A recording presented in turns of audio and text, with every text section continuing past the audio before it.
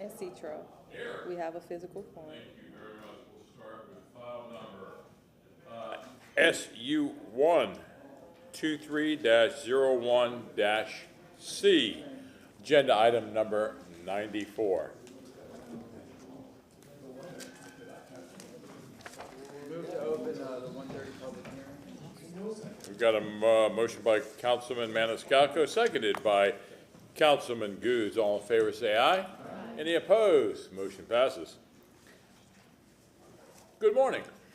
Good afternoon. Kamaria Pettis-Malco from the Legal Department. I'm here on item number 94, which is SU 12301. It's a petition for review for the property located at 1023 East Henry Avenue. The petitioner for this item is Lori Kane. She, the property owner, filed a request for an accessory dwelling unit for the property at 1023 East Henry Avenue. Staff denied the application request on January 18th of 2023. Based upon the application for the project not meeting the specific regulations governing special uses for accessory dwelling units.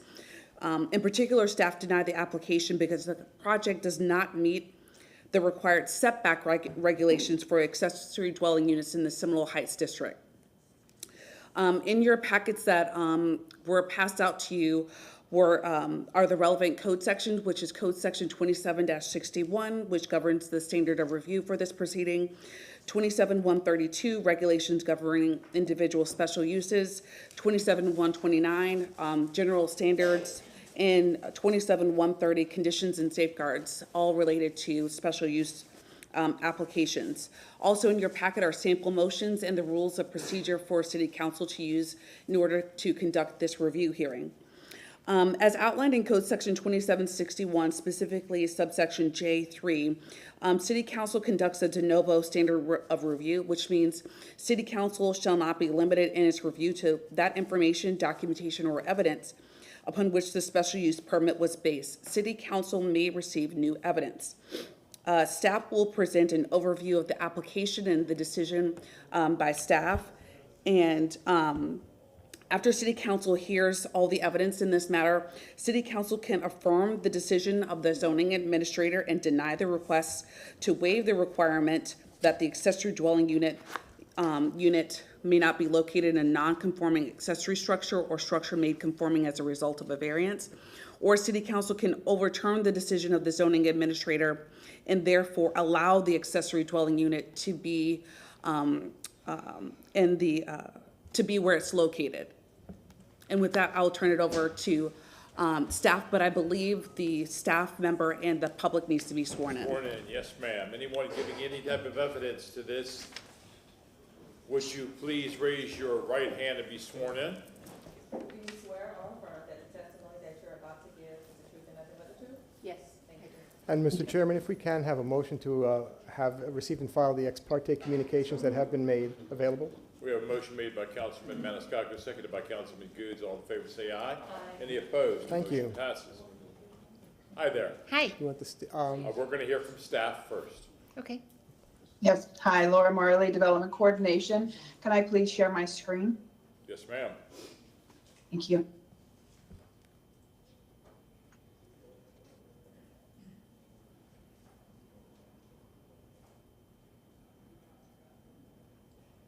All right, we're there. Nope. Well, we were. Now we are.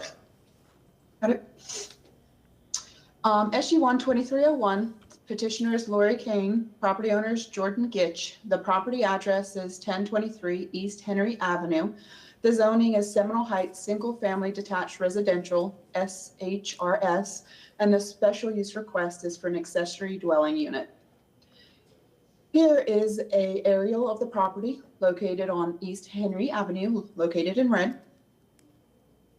The code requirements for an accessory dwelling unit is that it shall be a maximum of 950 square feet.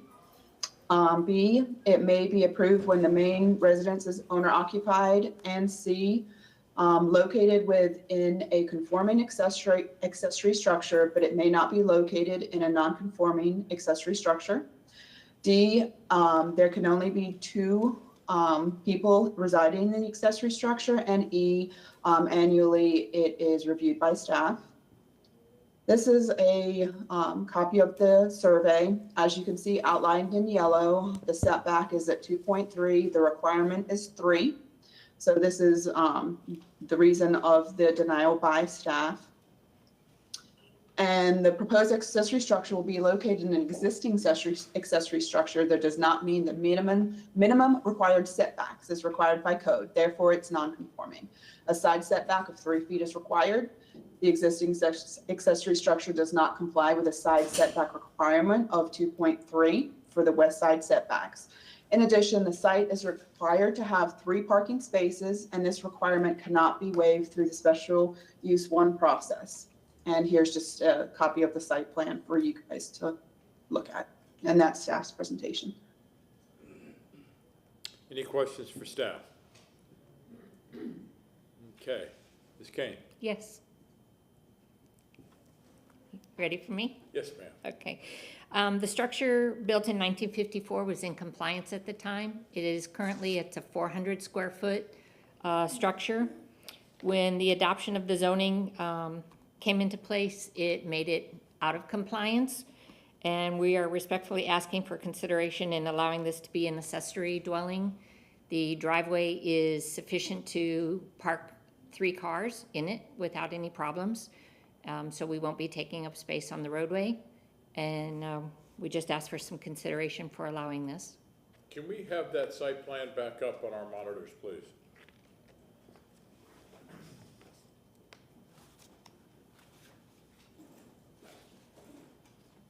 Thank you. Thank you. Any questions for the petitioner? Is this right now a garage, or is it a mother-in-law suite or some other type of living area? It's a mother-in-law suite or other type of living area. Yes, it has a kitchen in it. We are trying to put in a 20-inch stove, microwave, that type of thing. And it's got a living area and a bathroom. Councilman Miranda? So then you have an accessory dwelling that is for rent, or what is it for? Yes, for rent.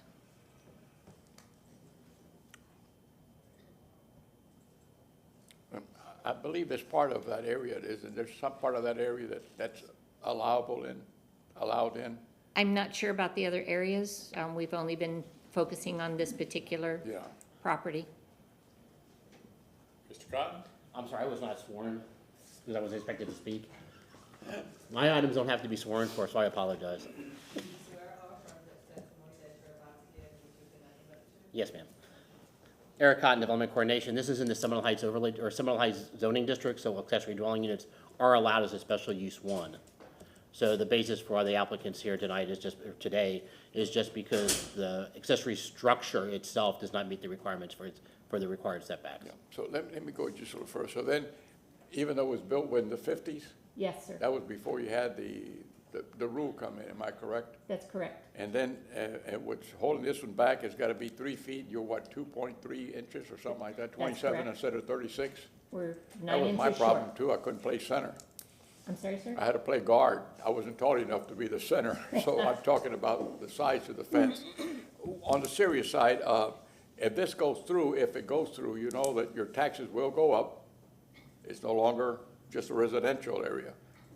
It's a property area, and they will go up. Yes, sir. So I'm letting you know that, just in case you're not aware of it. That's it, Mr. Chairman. Anyone else? Move to close. Is there anybody in the audience that would like to speak to agenda item number 94, file number SU123-01-C? Move to close. No. We have a motion to close by Councilman Maniscalco, seconded by Councilman Goods. All in favor, say aye. Aye. Any opposed? Motion carries. What is the Councilman Maniscalco? No, you had your hand up first. Yeah. Go ahead. Yes, ma'am. Councilwoman Hurtak. I move to overturn the zoning administrator's denial of special use 1 application SU1 23-01 for the property located at 1023 East Henry Avenue because the specific standards for accessory dwelling units outlined in City of Tampa Code Section 27-132 and the general standards for the special use permits outlined in 27-129 shall be waived for the following reasons. The structure was built before the current setbacks and it had been used as an accessory dwelling unit prior. Thank you. We have a motion made by Councilwoman Hurtak, seconded by Councilman Maniscalco. Let's have a roll call vote. Well, discussion, if I may, I'm going to Okay. support it for the same like reason, because this is unique and different. I don't want this to be a statute where you think that, oh, everybody in Tampa can do what they want. This here is allowed in that area. It was built before the law became effect, so therefore it'd be a penalty on everybody if you're going to tear something out that was allowed then, and the code changed it, made it a non-conforming use building. And therefore, I'm going to vote in favor of this. That doesn't mean that I'll vote in favor of anyone after this. Okay, any further discussion? Let's have a roll call vote, please. Miranda, Yes? Hurtak, Yes. Carlson. Yes. Goods. Yes. Vieira. Yes. Maniscalco. Yes. And Citro. Yes, Motion carried unanimous. thank you. Thank you. All right, let's go to agenda item number 10, file number CM 22-74930. Afternoon, Chair. Afternoon, Council. Vic Bide, Director of Mobility Department, to address file number 10. This is a motion made by Councilman Carlson and Councilwoman Hurtak regarding the parking situation on Deco Avenue in South Tampa in the vicinity of Howard Avenue. A memo to that effect has been submitted. Just some highlights. This matter was initiated last May. We've met with the neighborhood several times since. We've made incremental progress in trying to manage the parking situation. Of course, the primary reason for the parking concern is one, a more active commercial street, specific businesses, but also generally a history of limited parking because a lot of the multifamily developments like on DeSoto or Deco do not have on-site parking. So as we grow, we're seeing these kind of issues along commercial streets.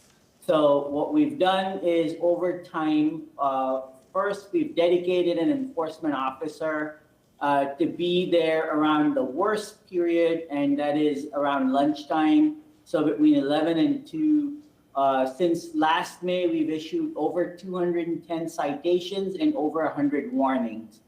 So we've been active there. We have a parking enforcement staff there.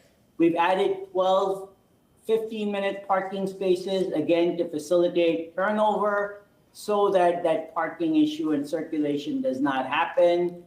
We've created an ADA parking space, coordinated with police and code, and also upgraded or updated some signage in the area.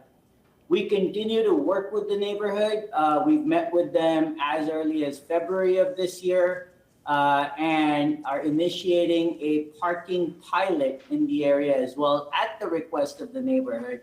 And that is for parking on one side of the street to ensure, one, that emergency vehicles can pass safely, but we'll also gather other data, like how were we able to, if we were able to accommodate parking needs on other neighborhood streets, were we able to accommodate other modes of travel as well, and what impact it had on traffic flow and safety.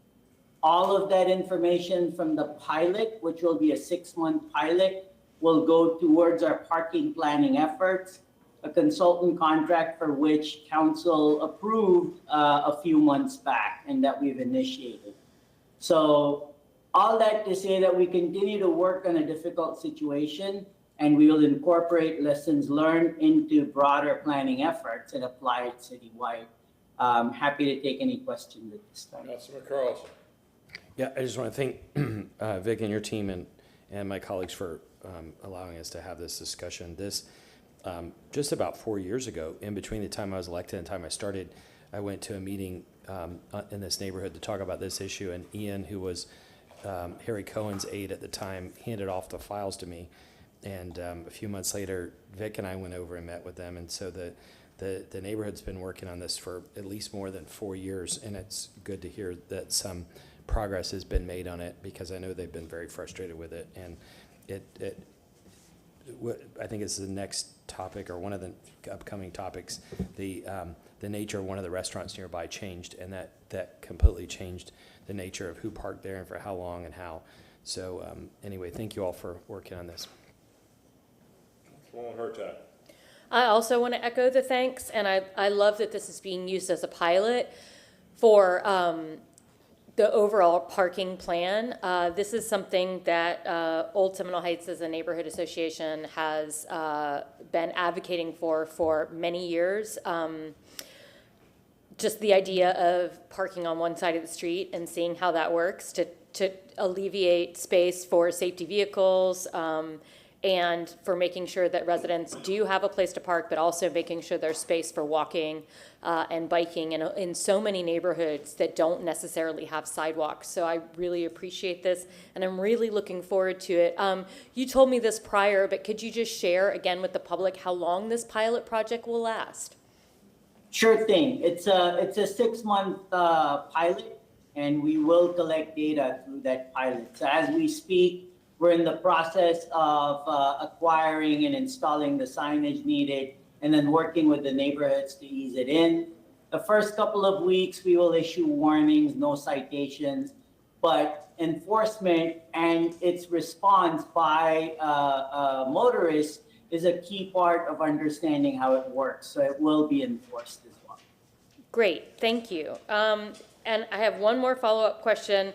Once this pilot is finished, about how long do you think it will be before you have some data to share with council about how it went?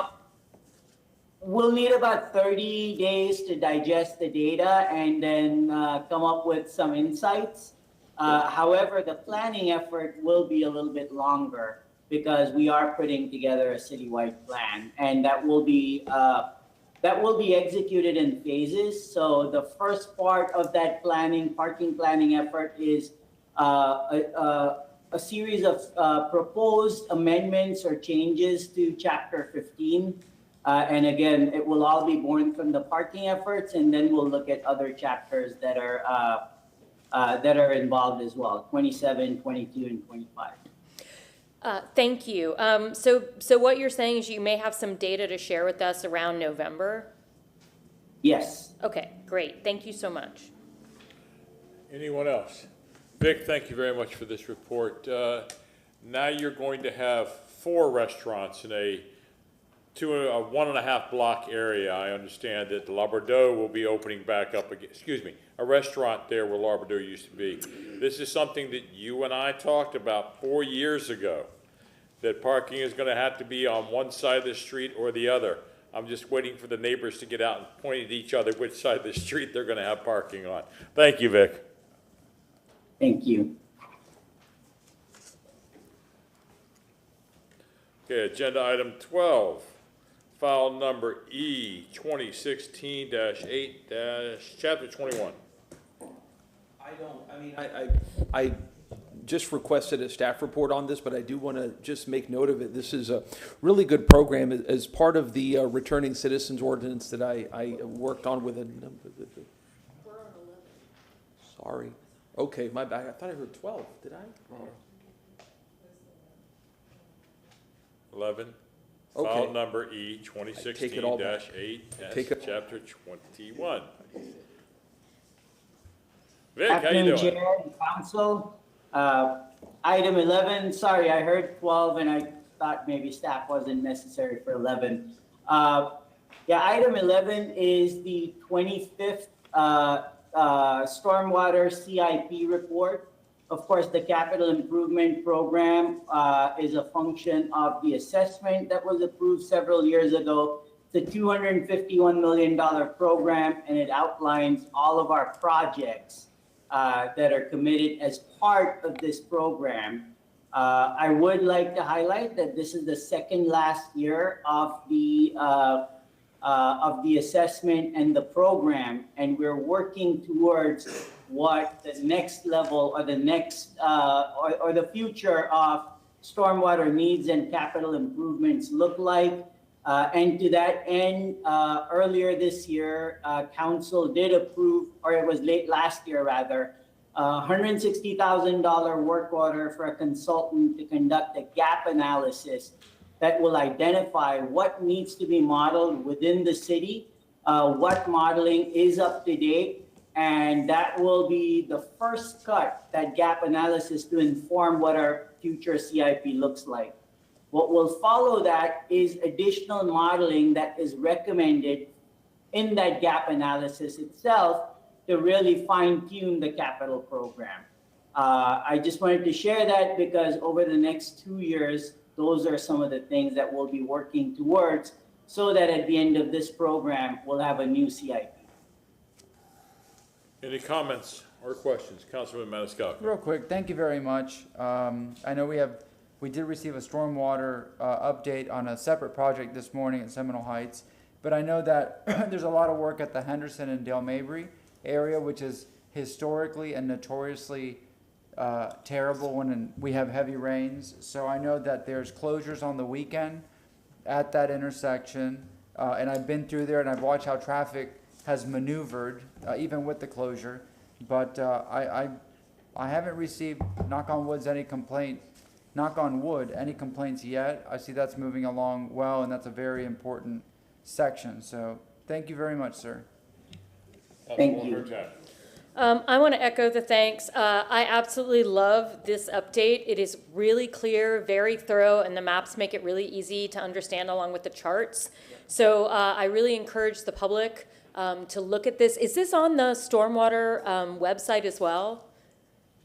Yes, it is. Okay, great, because I look at it through Sire, but I highly recommend if the public has any questions about what we're spending the money on to look it up.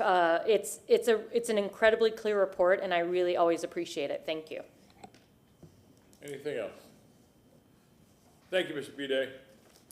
Thank you. Agenda item number 12, Councilman Vieira, you wanted to make a statement?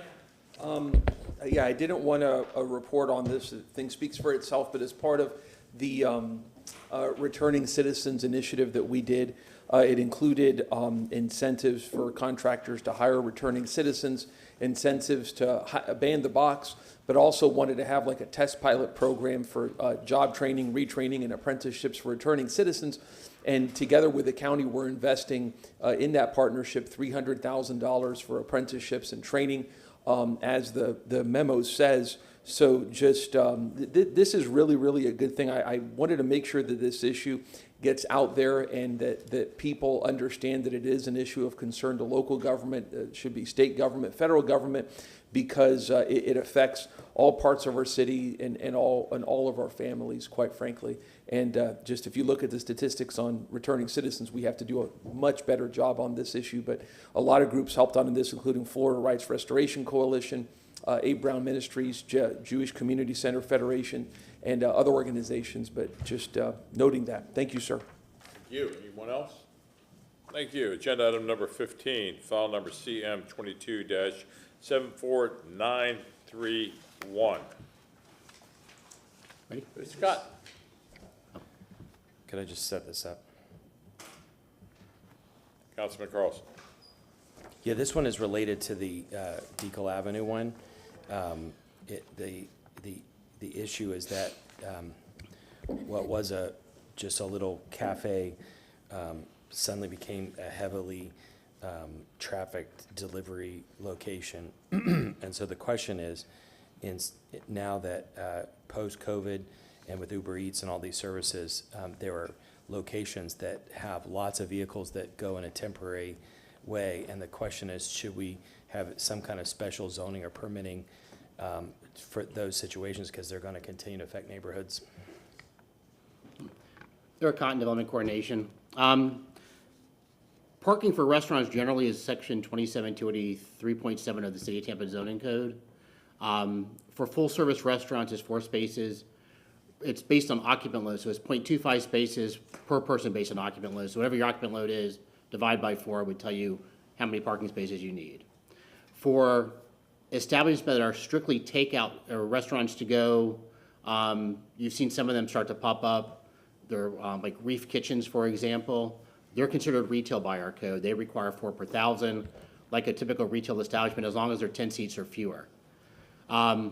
For this specific instance that came up with the restaurant on Deacle in Howard, that was previously a restaurant.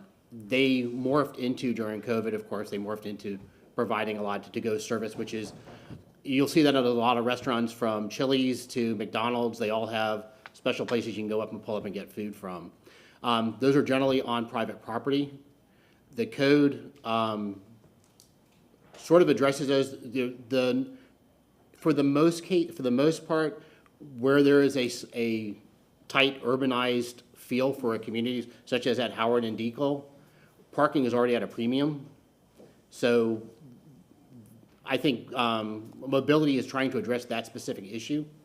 The code as a whole, from my professional viewpoint at this point, whatever we did to the code for existing conditions would not be affecting those existing conditions. I don't know if there is a way to address existing restaurants that morph into something other, because their primary thing is still food service. They still have seating. They just added that component of pickup and to go. And a lot of times you'll see those at restaurants themselves, there are specific places for Uber Eats and DoorDash. And just for pickup, generally they run out and get you your food. So. Councilman Carlson. But I don't know if you all had a chance to look at other cities, but I wonder, and forget this specific example next to Deacle, but do any other cities address the issue of restaurants that have a small footprint that are heavily trafficked for delivery? I mean, there are bigger restaurants that have a little bit of Uber Eats, but there's some little places that are really for takeout only or for delivery, and they just have like hundreds of cars a day. Is there not any other kind of, and if it doesn't apply to existing spaces, maybe fine, but what about future uses? Is there something we can do to try to protect neighborhoods in that case and require special parking or something? Well, new construction has to comply with, if it's strictly a takeout kind of restaurant, the minimum parking for any kind of retail establishment is 4 per 1,000. So if you're a 1,000 square foot kitchen and you're basically just cooking up food to go. But what I mean is the special circumstance where if, you know, that's the old model of people coming in and sitting down. So, and maybe there is some delivery, but in a case where you have 2,000 square foot, but you have 1,000 cars visiting a day, picking up things and taking them out, is there no special rules that other cities have that we should adopt? Not that we've uncovered at this point. Again, if you're strictly a to-go kind of restaurant, we apply the retail parking standards. Like if you were that's what I'm saying. A Target or a Walmart is 4 per 1,000. If you're a restaurant that does strictly takeout food, where Uber Eats pulls up, grabs their food and goes, and you're at a certain time to pick up that food, it's that same 4 per 1,000. We treat it as a retail establishment. Yeah, that's what I'm saying, but that doesn't seem to work. That's the point, is that I don't think it's peculiar to this location. And so is there some other, there's a huge, higher than anybody expected until the last 2 years, volume of vehicles going into some of these places. And so how do we protect neighborhoods in the future by putting some additional rules down for that? It's not, it doesn't match the old models. It doesn't matter how many square feet, and it doesn't matter how many seats they have, which is the old model. The new model is how many cars a day are visiting it or something like that. I don't know. I just want to add to that, Abby Feely. Couple things. One is, once required parking is provided, we don't regulate that. So when you see, for instance, on Howard Avenue, when you go to Flower and Water, and at 5 o'clock they become completely valet, and I can't park there unless I want to pay for their valet, those spaces are, once you meet your provided parking, we don't say whether it has to be Uber Eats, whether it has to be open, whether it has to be any of those things. That becomes the business operator's option in relation to those spaces. We're happy to look at whether or not City of Orlando, some of the other, City of St. Pete have things for a Uber Eats, predominantly takeout type of restaurant.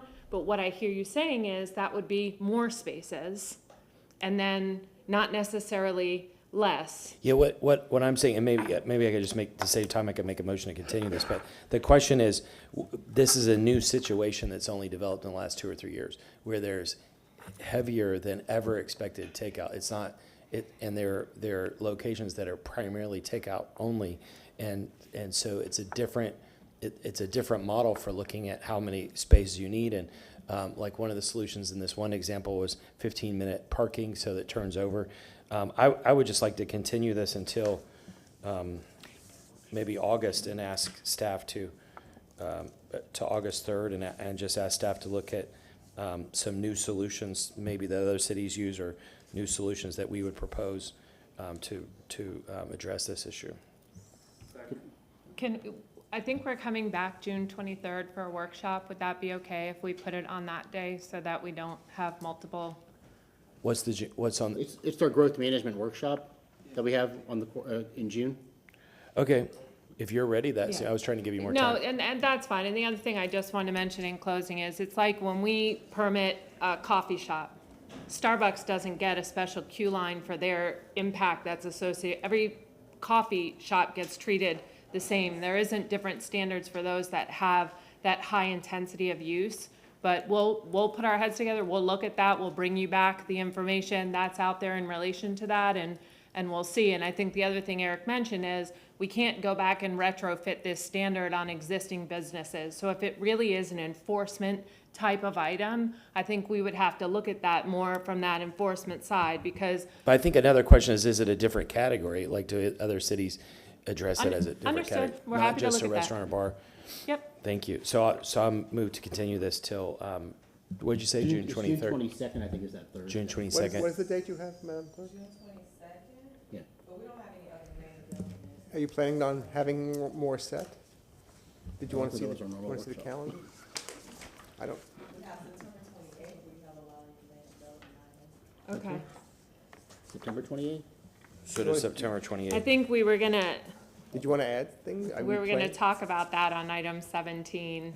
So, I know in relation to item 17, we want to target coming back on June 22nd for the good neighbor notice. So, So why don't you make it that day then? Okay. because that rolls in then to the July text amendment cycle. So if we are making changes, then we can capture what's going to happen in July versus if we talk about it in September, it having to go to the January cycle. So All I right, think. so I would like to move to Sorry. continue file number CM22-74931 to the workshop on June 22nd. Motion made by Councilman Carlson, seconded by Councilman Maniscalco. All in favor? Aye. Any opposed? Motion carries.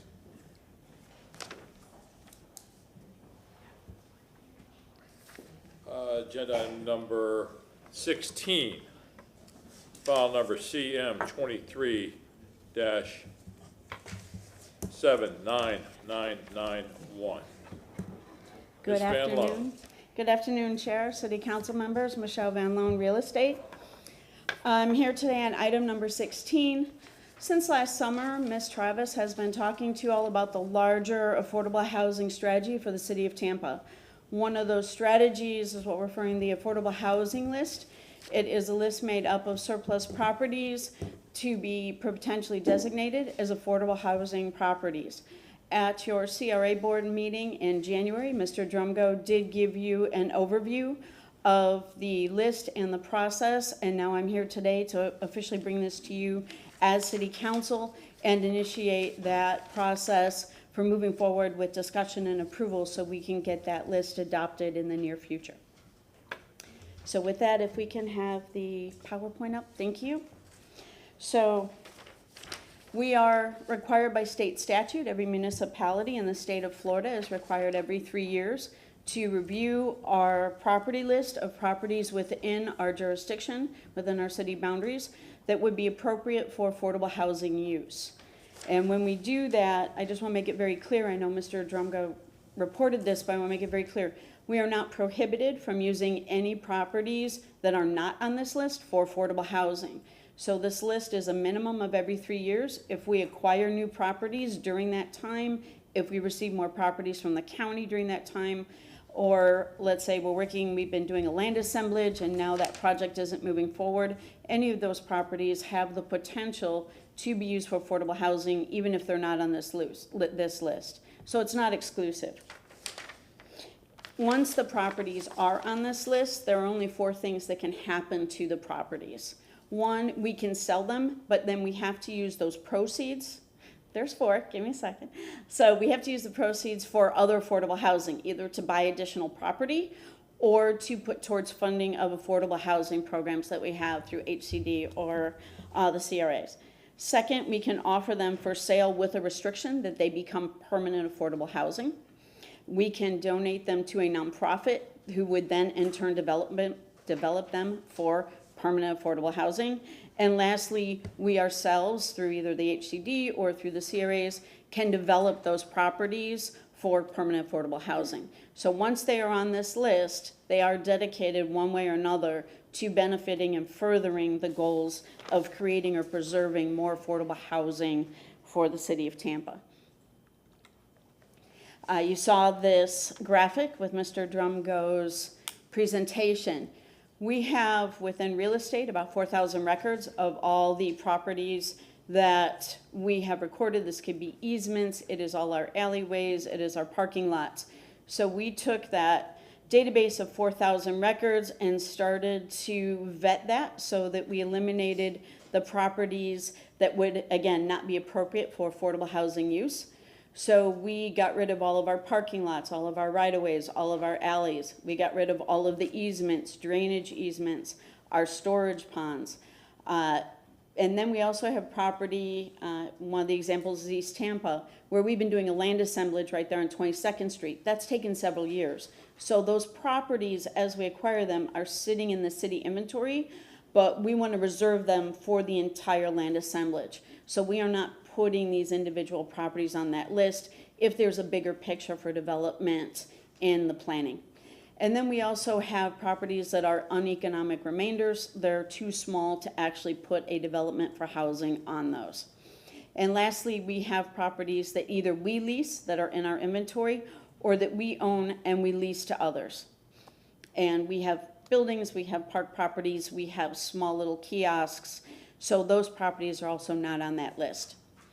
When we got through doing all of that vetting, we got down to a list of about 101 properties. We then turned that list over to our administrators, and with that list, we got it down to the 32 properties that Mr. Drumgo presented to you, and you have that list attached to the PowerPoint. The reason it went from 101 to 32 properties is that we do have 17 properties that will be coming out this spring as part of our housing division's infill 3. So those properties are not on there as they will be utilized probably before this gets adopted by City Council. We had 34 properties that made more sense that there may have been properties in between that would be even more beneficial if we waited to acquire additional properties and make a larger tract, get more bang for our buck. We also had properties that were overly challenged. Excessive flooding, it would take utilities to be brought in several blocks. It's not just on the street, or we have environmental issues with those properties. So with that, we had 32 properties that were then proposed to bring forward to you to include on this list. And once we have this list and you all have your discussion, we answer any of your questions and we go through this dialogue, our next step would be to finalize that list, bring it to an actual public hearing before City Council, and you would adopt that list by resolution. And just like your dedicated parks list, this list would be attached as an exhibit to that resolution so that those properties are on there and codified that way. I'm sorry, were you finished? I'm sorry. I'm all done. I just want to, I know that Elise went through our map that we put together, the interactive map for the public. I do have that available if anyone would like to see that, but otherwise I'm here to answer any questions that you may have. And I am going to, for Councilman Maniscalco, when you were going through this discussion with Mr. Drumgo, you asked about how many units you thought could be on these 32 properties without actually laying out a site plan for all 32, estimate about 100 units. Okay, now let me ask you a question. I know that there are restrictions of what we can do with these properties. And I had brought up for discussion, which was continued today till April 20th, about addressing food deserts in the city of Tampa. And I see that majority of these properties are in District 5, where we see the food deserts there more so than the rest parts of the city. Would it be allowable, look at, I know there's Meacham Farms over here, right by the church in the Encore area. That's a larger parcel. But would someone be allowed, or a nonprofit, to put a community garden there, you know what I'm saying, for, you know, for growing food and whatnot to give and sell to the community, or no? Once you put these properties on the list and you adopt this list, they would not be able to be utilized for those other types of uses. So it strictly has to go for housing? Yes. What's the average square footage for a single family home? Is it 5,000 square feet? You know, typically like West Tampa has. A lot or a house? For a typical lot size, like Yeah. No, for like your property. A lot size for a house. 5,000 square foot Yeah. is a lot. So 5,000 square feet, so a lot of these properties I see at 5,000, some are 10,000, some are 2,500 square feet. Well, here's one, 47,970, I believe that's correct, on Palafix Street. Are people allowed to, per the code, can we put quads and triplexes, or that's another revisiting of the code to amend? Most of these, our larger list does have, we didn't bother you with, you know, the 50 or 60 cells that go along with all of these records.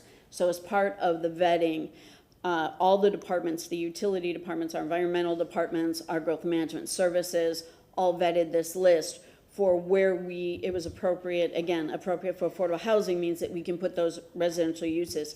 Some of these are an area that could have multifamily on the larger.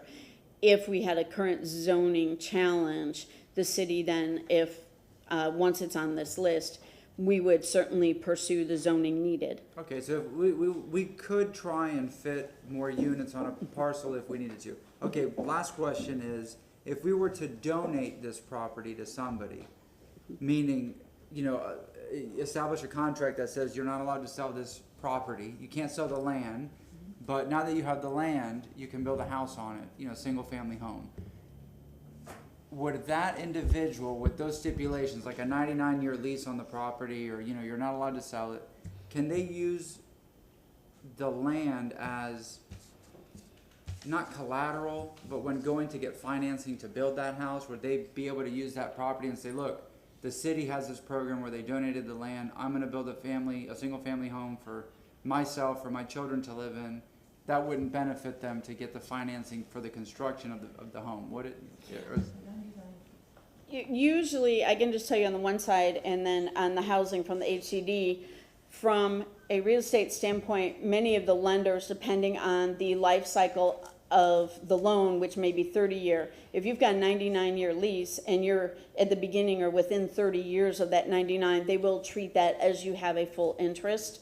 And we've seen, mostly on the commercial side, so I can't speak to the residential. On the commercial side, we have done several projects and grants where it was a long-term tenant with a very long-term lease, and that did not interfere with their financing. Okay, so that's good. I mean, there's a lot of opportunities with these parcels, not for community gardens and all that, but for housing. And is this every parcel that we own, or there's more to this list? These are the 32 that staff right now is proposing be on the list for this year. This is our first stab at creating this list. We are still in the process. So as you've seen, we buy a lot of properties for stormwater there are hundreds of properties, some of them already in use, some of them for future projects that we're still in the process of acquiring. We are working with our fellow departments to go through that list. It's just a very lengthy process for them to review all of their holdings so that we can see what needs to be still retained and held, which are still part of future planning projects, or which ones over time, the nature of the project may have changed, the location of the project may have changed, and now those properties are back available. Okay, and last question, sorry. That's okay. You said that with what is on this list here, it would accommodate up to 100 individuals, 100 units? Estimated 100, yeah, estimate 100 units, just looking at, when we went through the list, just looking at square footage and zoning. So we're not looking at, does it have grand trees, some of those other issues. Just a general number. Right. So there's a lot of opportunity here. I mean, just this list is up to 100 individuals that can be housed. So good, that just adds to the bigger picture of how we want to tackle this affordable housing and attainable housing situation. So thank you very much. Thank you. And we will be coming back to you with your request about I believe you used the term derelict properties. So we are looking at other properties that may work for community gardens based on size that do not take away from a housing stock potential for affordable housing. Councilman Goods. I look at all these lots, and these lots should be going into a land trust. These lots should be going into a land trust to keep them affordable. I mean, these are a lot of lots here. And I don't know where we're at with the land trust right now, or how far along we're there, but these properties should be going to the land trust to be maintained as affordable and keep the price down and be able to, per person outgrows that house. But all these properties should be going to the land trust. Yeah, but just, there's nothing that prevents it from being put in a land trust if it's on this list, so. Right, this, Abby Feely, Deputy Administrator, Development and Growth Management. We have a statutory obligation to create this list, and that's where we are right now. That doesn't earmark any of these to all go to developers or all be put in a trust or all. The first thing we have to do is meet our statutory requirement to present this list and provide it to the state. So that's where we are right now. And then we will be doing exactly what you're saying. Okay, We will be looking at those that will go into the trust. We'll be looking at those that will maybe go out in a different format if they're larger and can yield us some other units besides things. So we'll start now, once we've met our statutory obligation, to then start to work on what does that look like next. Okay, I'm good with that. I just want to make sure we're not just throwing lots out there, because this is a prime example of how that land trust can work with city properties, and you can keep attainable housing and the cost factor down on these folks. So I'm again, I won't be here, but Mr. Carlson, I know you will be here. I know you, Guido. There's got to be, Louis. This is a big thing with these properties, and I just think this is a prime example of how you keep control of the market, how we keep control. Because again, probably next week, once I look into it, I'm going to be making sure and asking that a motion be put in place. That we talked about 10% today was a high number for public safety, but I believe we also have to make sure that at least money is marketed in the pie for housing in the general fund budget. Thank you. Councilwoman Hurtak. Could you please put that back up? And then there was a spot that you said that you could click to show the map, and I'd really like to see that. Are you looking for the map? Yeah. Okay, I'll pull up the map. Yes, I have it right here. So can you pull up the computer? Okay, and yeah, if you could drill down and just kind of. I'm just waiting, there we go. So when you zoom into these, you can see the individual parcels. I'll pick this. Oh, no, that's fine, yeah. Just, okay. And this is the public facing. So anyone in the public, once we publish this list, would be able to, there it goes, would be able to view this list, click on any one of these parcels. All of these little diamonds reflect the addresses that are on the spreadsheet you have, and this information would come up. The council district, the size, the zoning, and also future land use. So they will have all this information, a little snapshot. We also have that for anyone who is looking at it for planning purposes, you can also go over to the layers and put on the future land use. So this is zoomed in so that you can see it for the individual parcels, and then you can see the future land use for all of that.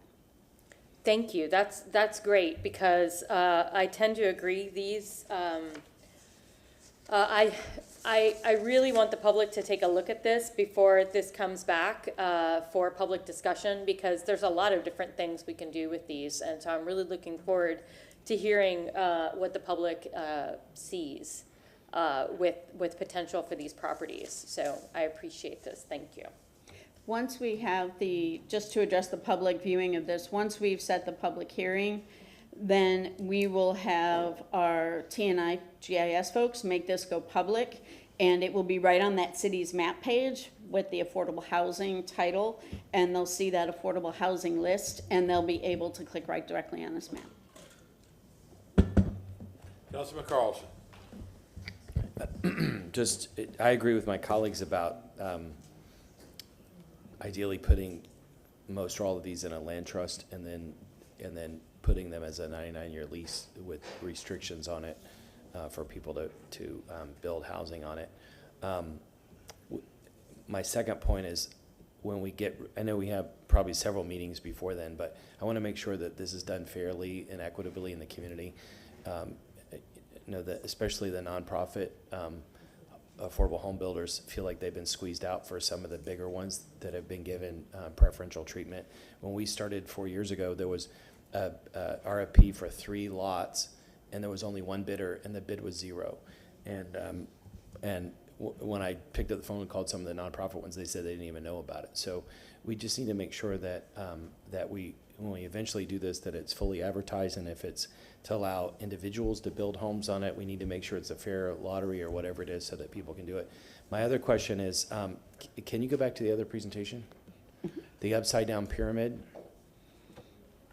And I'll just try to ask the question while you're going to that. You mentioned in the level just above this, there, and my number won't be exactly right, but there's like 130 properties that are slated for some kind of infill development that were taken off this list. Can you describe those, and is there a map or some description of those properties somewhere?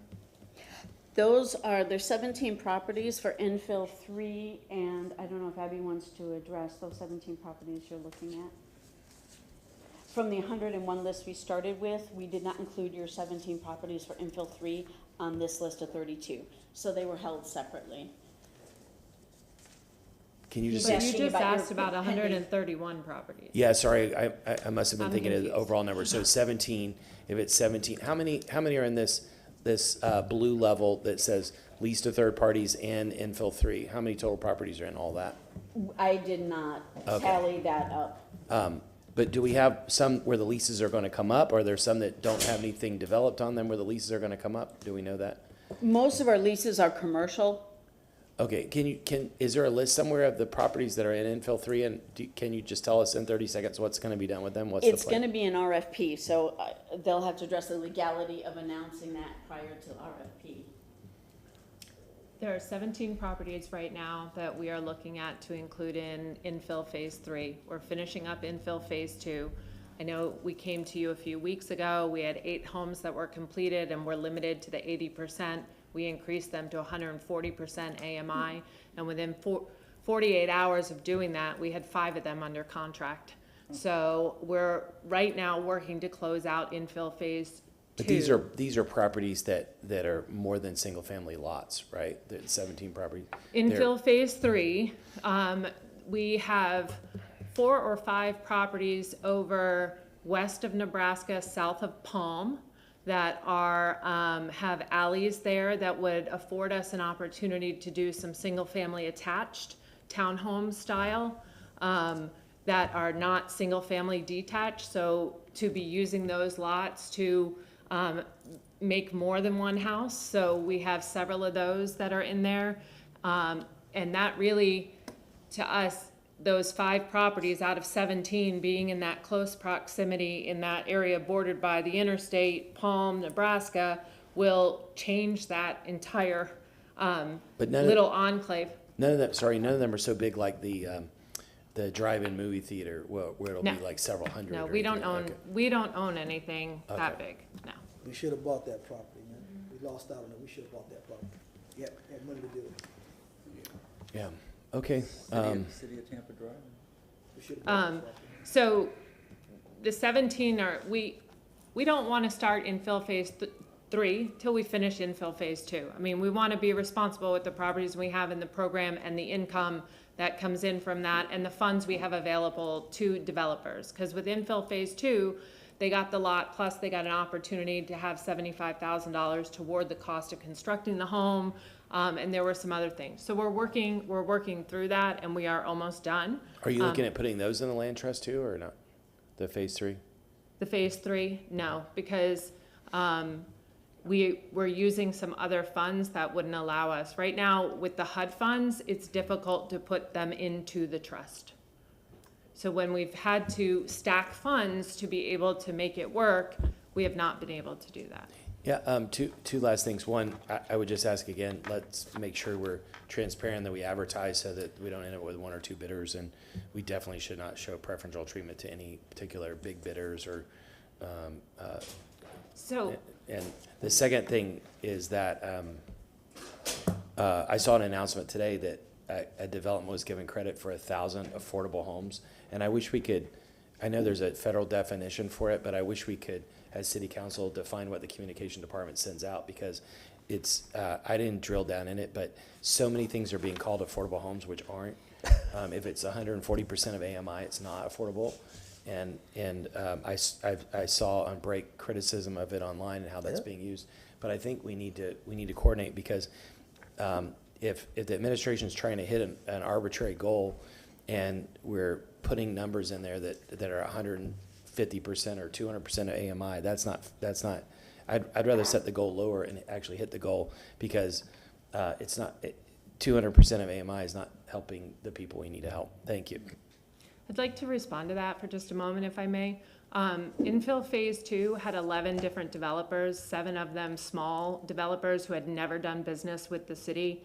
Our infill program does go out through the Demand Star system, so if there's anyone out there listening that is a developer that would like to be a part of that, that's how the announcement of the RFP does go out, through a standardized system that way. We also post it on the city's website. In relation to the 10,000 tracker, we do not count anything that is over 140% AMI. That is Kaon and I that are putting those numbers in.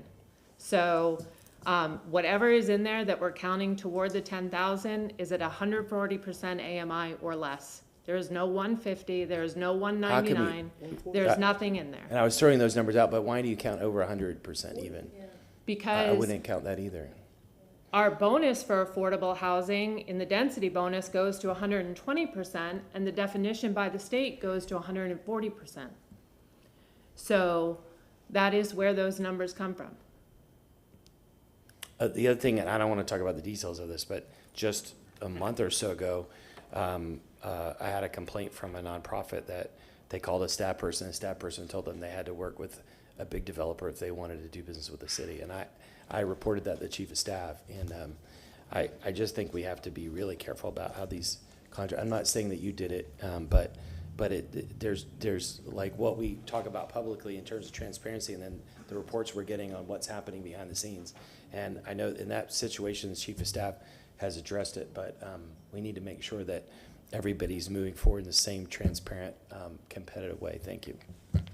Councilman Goode. Well, 2 things. I thought the infill program was strictly for the smaller developers. It is. And I know the first time you first did the first one, you put it out and all the small guys came, you got Full, you got Randolph, you got a few minorities in there. So we're still doing that little process, right? Make sure those guys, the low-hanging guys, are getting an opportunity to make some mistakes. Yes, sir, we are. Okay. And each time we've done a phase, we have worked to make it more inclusive and target those areas that those income levels we need the most, and we've always made adjustments based on what we've learned in the phase before that. I just want to make sure those small guys, especially those small black minority businesses, are getting that opportunity to still be a part of the program. We never have. Two, vast majority of these lots are in the CRA zone, from what I can see on this form here. Vast majority in the CRA. Most of our infill and single-family lots came to us from the county. They were sheeted to us from the county. And so most of those, because of the Great Recession from 08 to about 15, 16, is when the county got them, and then they were sheeted to us. And so that's how the vast majority of them ended up that way. But I'm looking at the addresses, and the vast majority of the addresses are in the CRA zone. Yes, because the majority of the properties that are given to us by the county are in District 5. And that goes to another point. If that's the case, I think, the CRA does have money as well. I think they need to be a part of this process here because most of these houses are in the CRA zone. And that's why Mr. Drumgo came and presented this to you in January at your CRA board meeting, so that discussion was including the CRA board and the CRAs. Okay, I didn't know that, but I think that needs, that they need to be putting dollars to get those properties or whatever, be a part of an RFP or somebody to do something to make sure they're controlling that as well, or with that land trust situation that is being controlled, because they have dollars and that's what they need to spend this money on. Okay, thank you. Councilwoman Hurtak. To Councilman Good's point, once they're on this list, the CRA can still work with them for affordable housing. It doesn't stop us from using it. Okay, I just wanted to double check. I thought so, but, so once it goes on this list, it has to be used for affordable housing. Or the proceeds used for affordable housing. Okay, yes. Thank you. And again, to the point with the CLT, the third point I made was donated to a nonprofit for the development of permanent affordable housing, and your CLT would be a nonprofit that would qualify under that. Councilman Carlson. Just one last thing. Despite my questions and pushback, I forgot to say thank you to the two of you and all the staff that put this together. It sounds like it took a lot of time, and this is a good presentation. It's very informative, and we're here to ask tough questions. It's not that we're pushing back against you all for delivering the message, but thank you all for all the hard work in doing this. It's great information for us and the public. Thank you.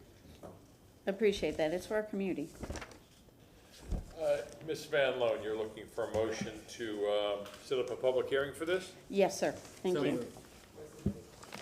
We asked that at least be 45 days out so that when we can get we will publish the map. We will let all of you know when the map has gone live and that you can also share that. And we'll send you the link to that so you also have that. And that would give the public ample opportunity to review that map and look at the properties. What do you say, ma'am? Like May 18th? Sure. So moved. Sorry. And again, a question, with regard to advertising, is that done through the clerk's office or your department? I was informed that for advertising, it's just standard. We don't have like a 30 days or anything like that as far as making notice ahead of time. Just making notice of a public hearing through your standard notice with the clerk's office is enough. We just wanted to give everyone enough time to review the information. If what I said makes sense as the layperson in the room on this issue. We have a motion made by Councilman Good, seconded by Councilwoman Hurtak. All in favor, say aye. Aye. Is there any opposed? Motion passes. Does it need to be at a specific time? No? Yes, no? Okay. Just public notice. So moved. Oh. Discussion's gone way too long today. Okay, Thank you. it passed.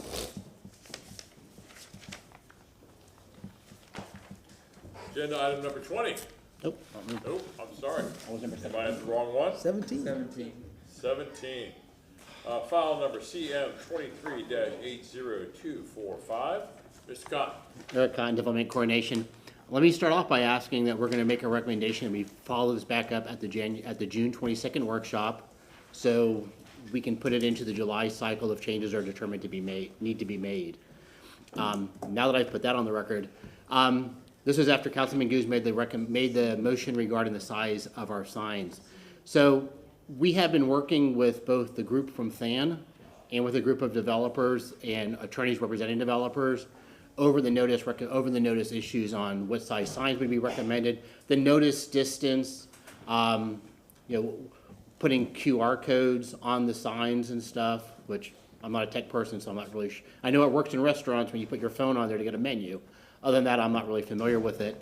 So our recommendation really is to come back, once we're having ongoing conversations with both the THAN group and, like I said, about the distance that we're going out for notice and the size signs. We did check into the county. The county charges $107 for their signs. That includes the cost of posting. The actual cost of the sign itself, when we contacted our sign, the people we get our signs from, is $47.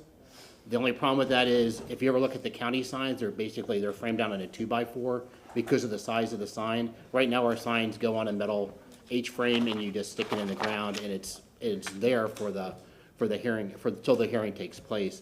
But if they're talking about changing the color of the signs to make them bolder, right now they're white, until they, like a neon green or neon orange, so they pop a little bit more. But those are all the issues we're still discussing with the groups to come back with you to come back to council in June. Councilman Goods. Okay, I don't know if we're talking about two different types of signs, but the signs that I normally see for the county, and I don't know the exact size, but those signs you can see down the block. You can see the commissioner's face on the sign. So I think we might be talking about two different signs here. I'm referring to the signs that are posted for public notice for public hearings. No, I'm not talking about those. I'm talking about those signs for general informational meetings. That's what I was saying. Mirror what the county is doing. The county has maybe have two types of signs, but most all the county signs are huge, stand up. It's got a commissioner's face on it. It can tell them the date. There's a meeting, a time. About 3x3. Yeah, I mean that's what I'm talking. I'm referring, what I was talking about, what I thought the motion was for the sign specifically for chapter 27, public notices for variances, rezoning, special uses, and such like that. That's great too, but that wasn't what I was referring to that day. I was referring to the community signs when there are issues or whatever. I mean, they for zonings or whatever, they have signs that the public can see, regardless, if it's a public notice. I'm looking at people that can know what's going on in the city. So, Councilman Goods, Abby Seeley, I just want to, so you made this motion 2 weeks ago, you put up a sign, I had to get a picture of the sign, it was a Vision Zero meeting sign, I think Vic's team or someone in Vic's team. That was horrible. We were already in the process of looking at the sign size related to applications, so I think people thought maybe this motion came to us. So we took the action and here we are on the motion. Hearing what you're saying, and if you're looking for us to look holistically at when we are presenting, public meetings citywide for there to be, then I think that the motion may be directed either to the communications department or something like that, where we could come back to you in 60 or 90 days with a comprehensive strategy on how we would, unify that. 90 days. My docket's full on certain things, so I don't want to commit for someone else who's not here today. But, allow us an opportunity to have that discussion on a unification or a communication strategy that would unify that for all the different utility and other departments. I don't know how they do, I agree on that point, Abby. I look at, even with the small sign you have for these zoning here, that's too small too. No one can see that. Okay, so I'm glad that you did bring that back as well, Eric. But also, when you talk about, if it's another motion needs to be made, that's fine. But I think you need to look unilateral of the whole city when you talk about communications, events or what have you, meetings, community meetings or what have you. You can't see any of this stuff. So I think it's a goal of everything. So if your department does one section and the community does another, okay, I get that, but I think it needs to be a meeting of everybody to see what are the rules, because it still could be a zoning, a rule saying you can't have that bigger sign in the city. I don't know, but the county comes in the city and the county puts those signs up on our corners like it's not a big deal, So that's what I'm referring to. So we need to make another motion, or we can take that back, or what do we need to do here?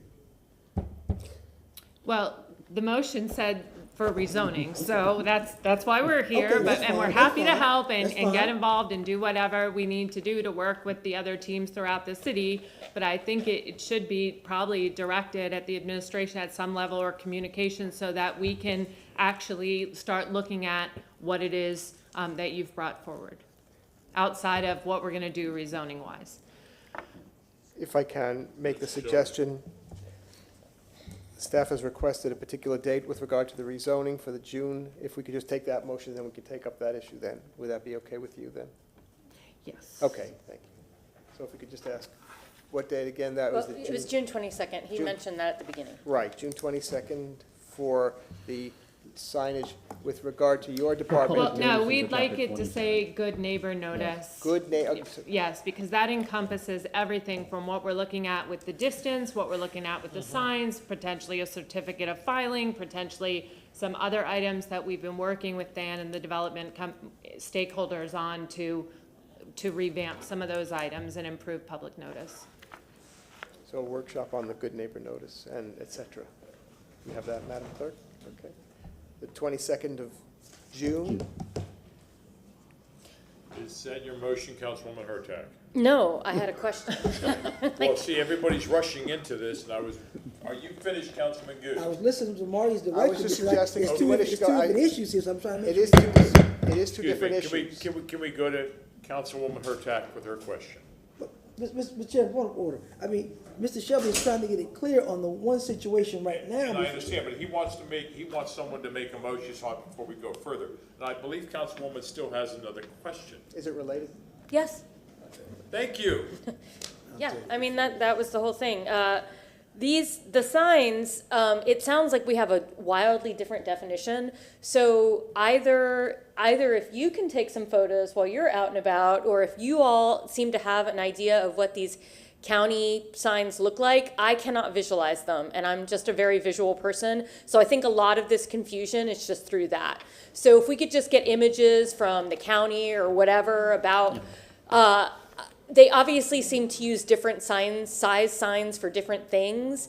Maybe if we can get just looking at what they use for what different size signs, what color signs, just for an idea of what the county uses versus what we could use. Because I think what we're all agreeing on, and I probably think that the groups you're talking to also agree that the little signs on the stakes don't last. And so I think we're all in agreement on that, and it's just a matter of what we would like them to look like. So all I'm asking for is some visuals on June 22nd. Okay, now, Mr. Cotton, you're asking for a time to come back with this? Yes, sir, it would be on the June 22nd workshop, that date. What is the pleasure of council? Thank you very much, Councilwoman Hurtak.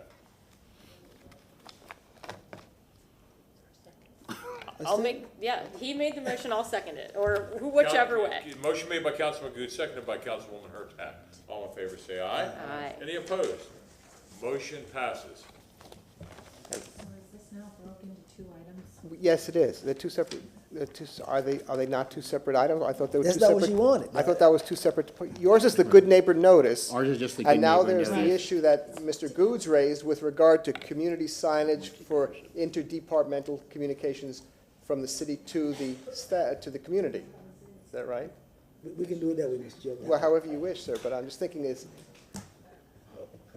I mean, I don't understand. I mean, honestly, I hear Abby saying it. It took them time to bring it back, but to me, it's all signages in the city, regardless of its zoning or regardless for community events.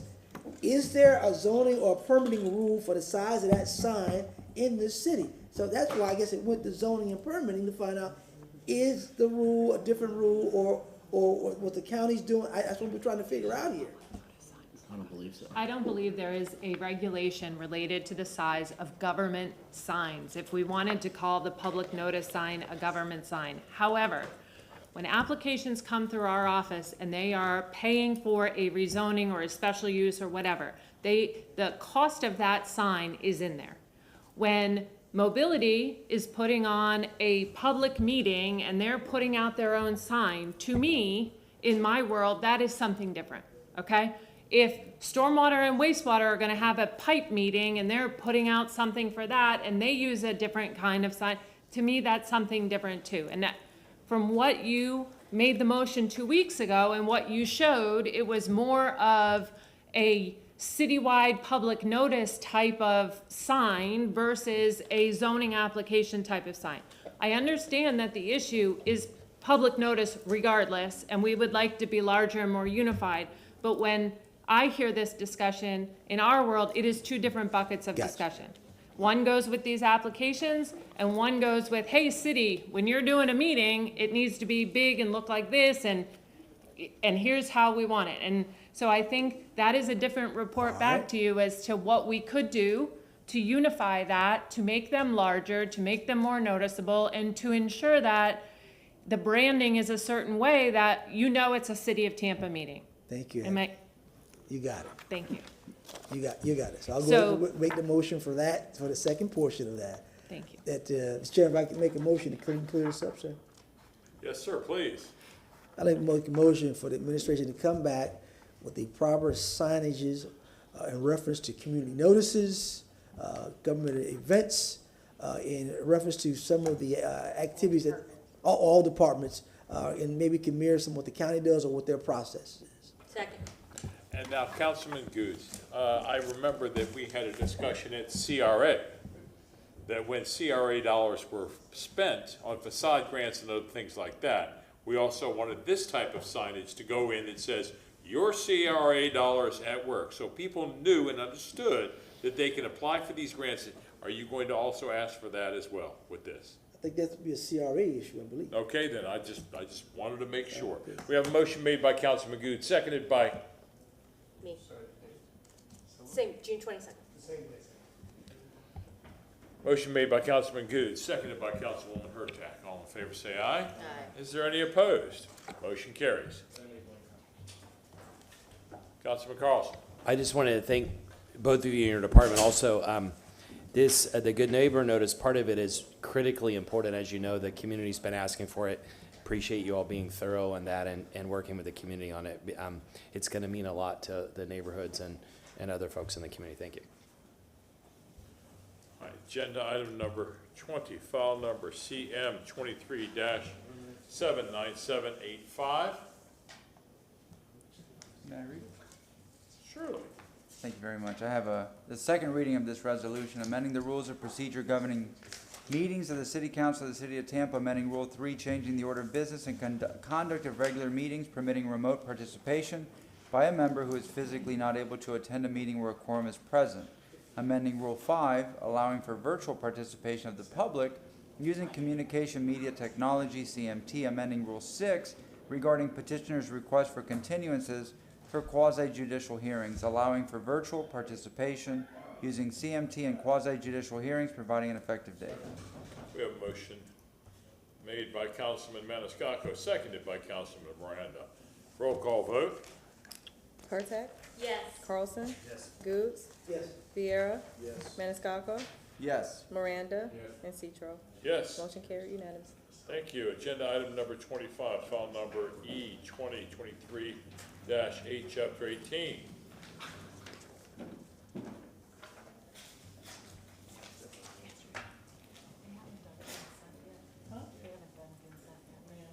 You don't wanna do consent agenda items first, someone just, no, okay.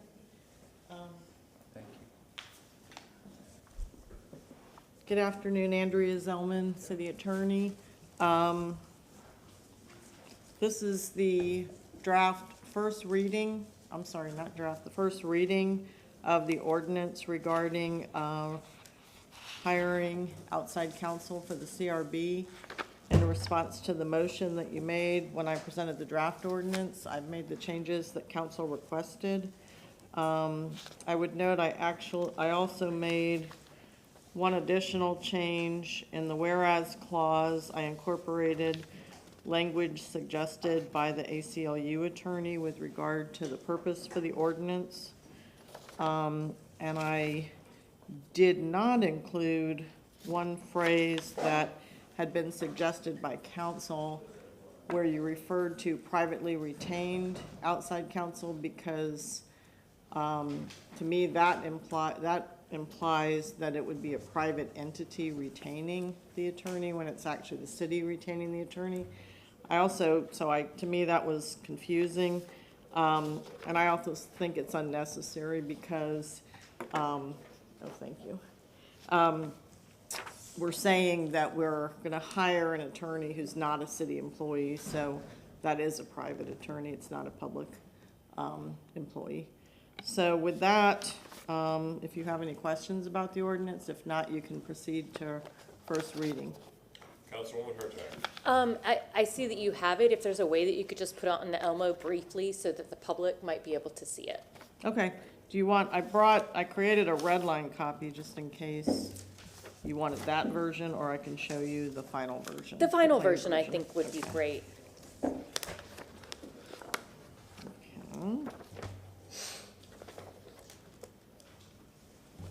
So that's the first page, and again, the only thing that changed on the first page was I added in the third whereas clause language again that had been suggested by the ACLU attorney.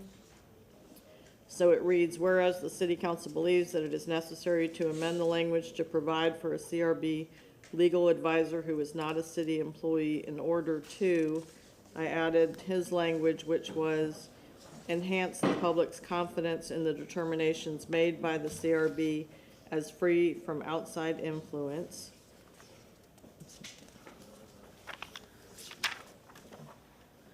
On the second page, this was where we changed it to take out the former language that's in the code now about an assistant city attorney serving as the legal advisor, and also the language that I had suggested about the CRB voting. Instead, now it just reads, the CRB shall be represented by an attorney who is not a city employee, and the city of Tampa shall retain that attorney as follows.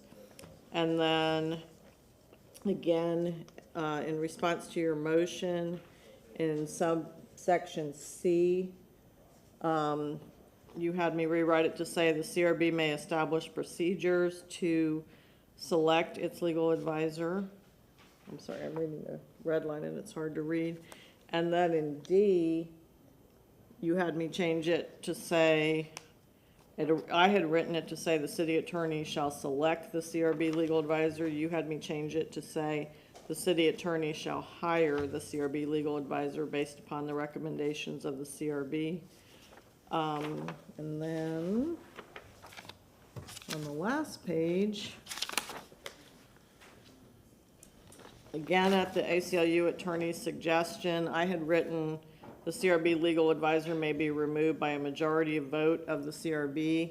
He made the point that if they had a quorum at a meeting, but that those present weren't enough, where even if they all voted or if there was some vote, it wouldn't necessarily constitute a majority of the CRB as a whole. So I added the words the majority vote at a meeting. So as long as a majority of those present at a meeting at which there's a quorum present, because if there isn't a quorum present, they can't proceed.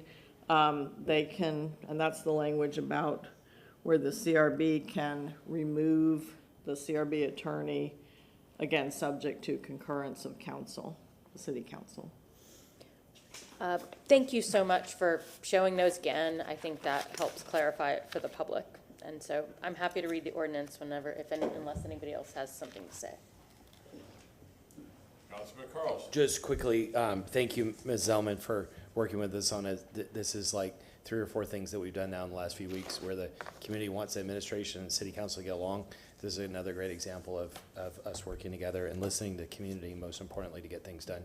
Lastly, I don't think this is controversial, and for anybody on any side, they should be happy that there's even more built-in objectivity. If you're somebody that's looking for good government, there's objectivity. If you're someone who has been accused of something and you're trying to be protected, there's objectivity. So this should be a non-controversial thing. And also thank you to the members of the public who've been waiting like 8 hours already for this to come through. Thank you. Councilman Vieira. Thank you very much. Yeah, and I wanted to opine on this. I voted for this several times, and I'll vote for it again. This is a very reasonable step. Like I've said before, this is something that is non-controversial. I've made my position for a number of years on some of these issues that have come forward, and this I've always said it's reasonable. I don't see a problem with it, and I really like the steps that Ms. Zellman and her office have taken for just some common sense safeguards, maybe things that maybe we didn't think about, et cetera, that are there from a monetary perspective, making sure we get an attorney with a requisite experience, et cetera. Again, this is very reasonable, and thank you for your hard work on this. Thank you. Anyone else? Councilwoman Hurtak. Okay. File number E, 2023-8, Chapter 18, ordinance being presented for first reading consideration, an ordinance of the City of Tampa, Florida, amending Section 18-8H6 City of Tampa Code to provide for a citizen review board legal advisor who is not a city employee, providing for severability, repealing all ordinances in conflict herewith, providing an effective date. We have a motion made by Councilwoman Hurtak, seconded by Councilman Goode. Roll call vote. Carlson? Yes. Goods? Yes. Viera? Yes. Maniscalco? No. Miranda? No. Hurtak? Yes. And Citro. No. Motion carried with Maniscalco, Miranda, and Citro voting no. Second reading and adoption will be held on April 6, 2023 at 9:30 a.m. Thank you. Councilman Vieira, Yes, sir. you've got public safety. I move items 26 to 32. We have a motion made by Councilman Vieira, seconded by Councilman Maniscalco. All in favor, say aye. Aye. Any opposed? Motion carries. Councilman Goode. You have a motion made by Councilman Goode, seconded by Councilman Miranda. All in favor, say aye. Aye. Any opposed? Motion carries. Councilwoman Hurtak. Yes, I move items 44 through 56. We have a motion made by Councilwoman Hurtak, seconded by Councilman Miranda. All in favor, say aye. Aye. Any opposed? Motion carries. Councilman Miranda. Move items 57 through Second. 53. We have a motion made by Councilman Miranda, seconded by Councilman Maniscalco. All in favor, say aye. Aye. Is there any opposed? Motion carries. Councilman Carlson. Yes, I need to recuse myself on 72 and 73, so I'd like to move 64 through 78 minus 72 and 73. And do you want to announce? Yeah, I'll do it in a second, if I could. We have a motion made by Councilman Carlson, seconded by Councilman Vieira. All in favor, say aye. Aye. Is there any opposed? Motion carries. On 72 and 73, I'd like to file my Form 8B on each of these. The company to which I'm retained does business with an entity that may have an interest in this, just so people know for the future mailers, my company has no participation at all in either of these matters, but in abundance of caution, legal has recommended that I recuse myself. I will file these. Move to receive and file if I may. Did you say future mailers? Yeah, for future mailers. Since somebody collected these and made mailers. Second. They You can moved it, right? yes. Second. Move items 72 and 73. Second. Did we receive and file? Move to receive and file. Second. We have a motion to receive and file by Councilman Maniscalco, seconded by Councilman Vieira. All in favor, say aye. Aye. Any opposed? Motion carries. Could we announce that, please, just for the record, Madam Clerk? The vote on those two items, 72 and 73. It was just a receive and file. Yes, but there was a motion, but there was an abstain. We haven't voted yet. Oh, that was just a receive and file. It's late, I'm sorry, forgive me. Move 72 and 73. Second. A motion made by Councilman Miranda, seconded by Councilman Maniscalco. All in favor, say aye. Aye. Is there any opposed? I move items 79 through 84. Second. We have a motion made by Councilman Maniscalco, seconded by Councilman Miranda. All in favor, say aye. Aye. Any opposed? And Motion Mr. carries. Chairman, if we didn't do 85, that's to set the review hearing for May 4th, 2023 at 10:30 a.m. We have a motion made by Councilman Maniscalco, seconded by Councilman Miranda. All in favor, say aye. Aye. Is there any opposed?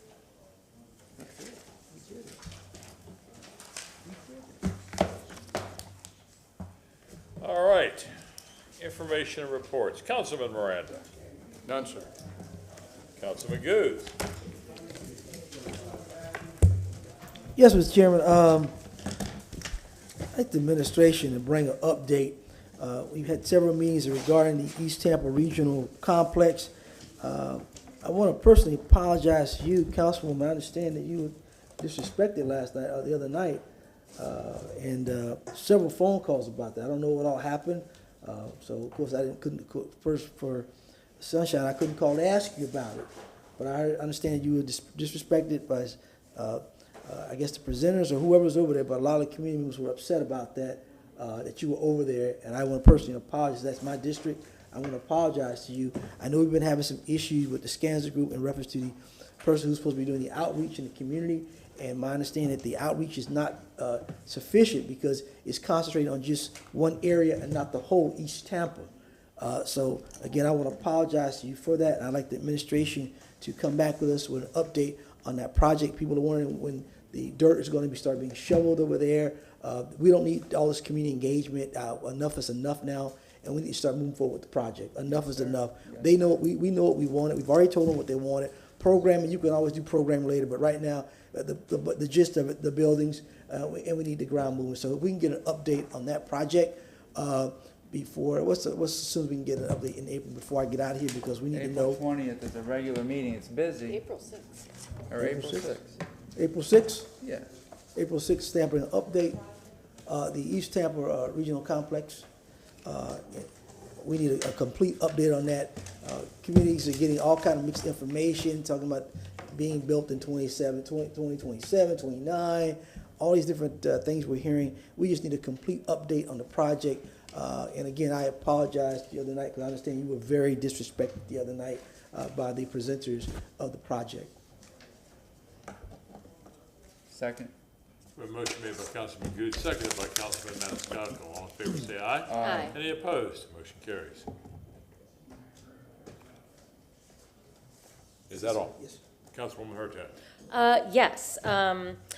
Staff has requested a continuance for file number CM 21-71562, sire item number 78834, a SWOT analysis and an update on how the City of Tampa's Tenant Advocacy Office is doing, and to report if there are any areas where changes need to be made. I move to continue this item from April 20th, 2023 to May 4th, 2023.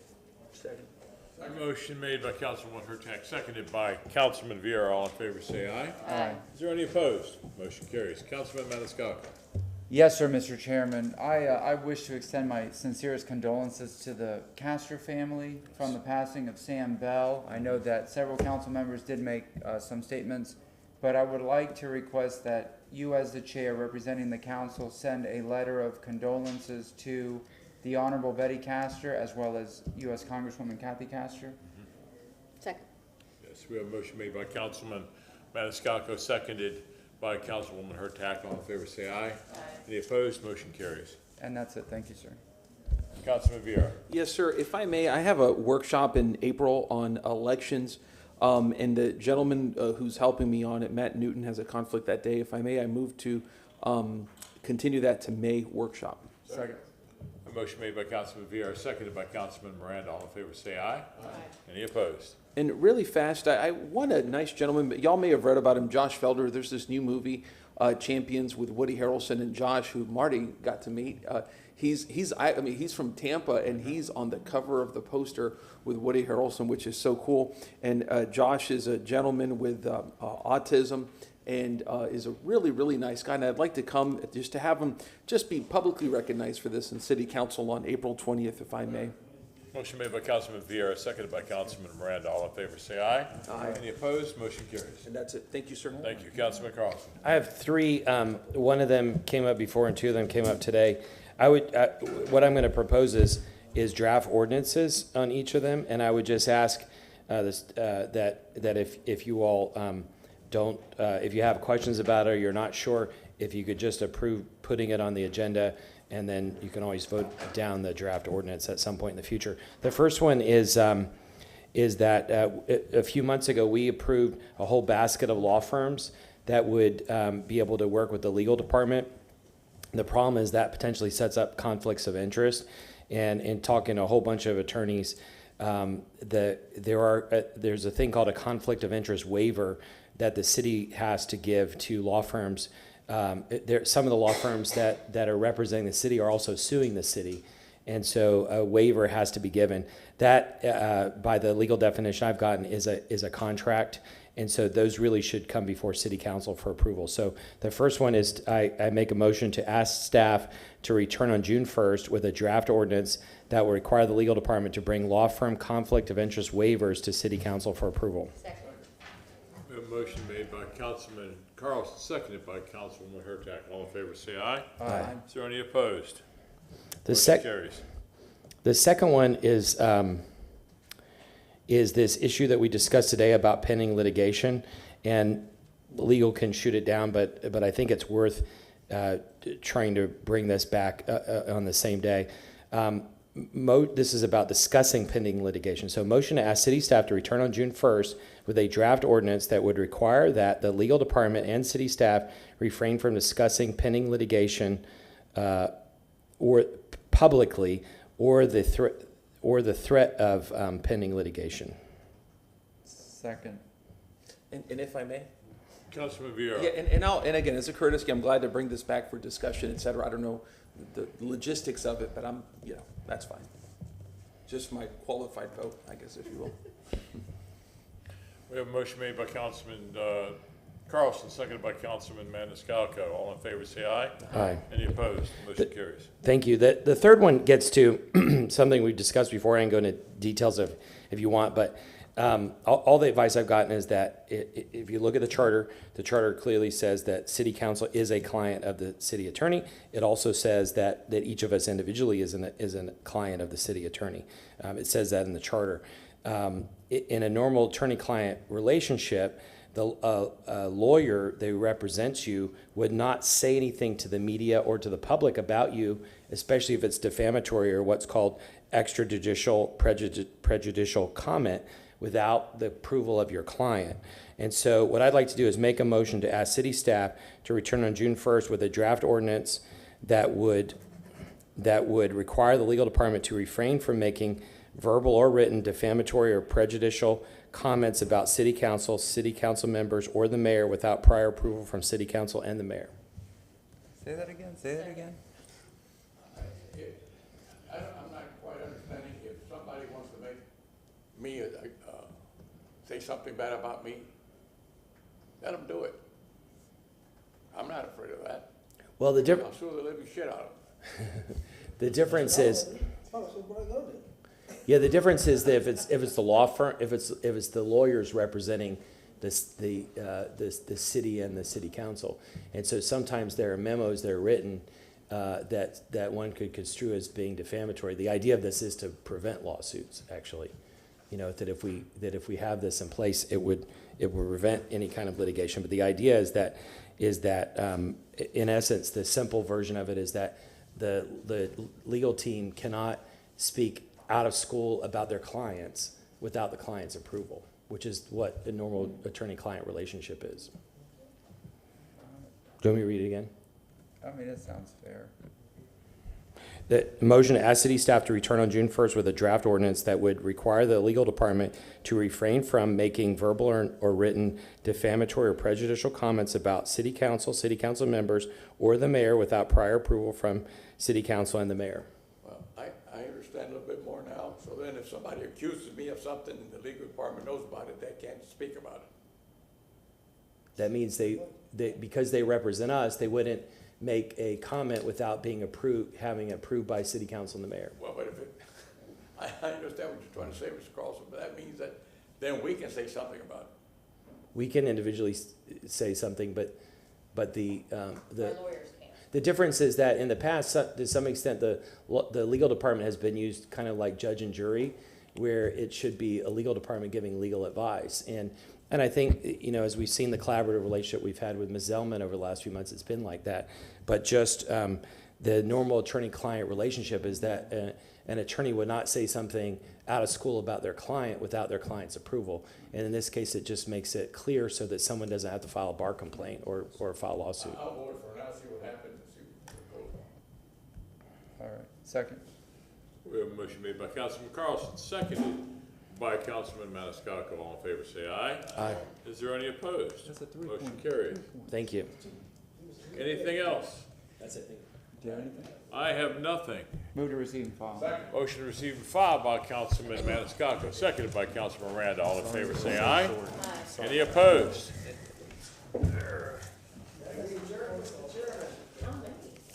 We are adjourned.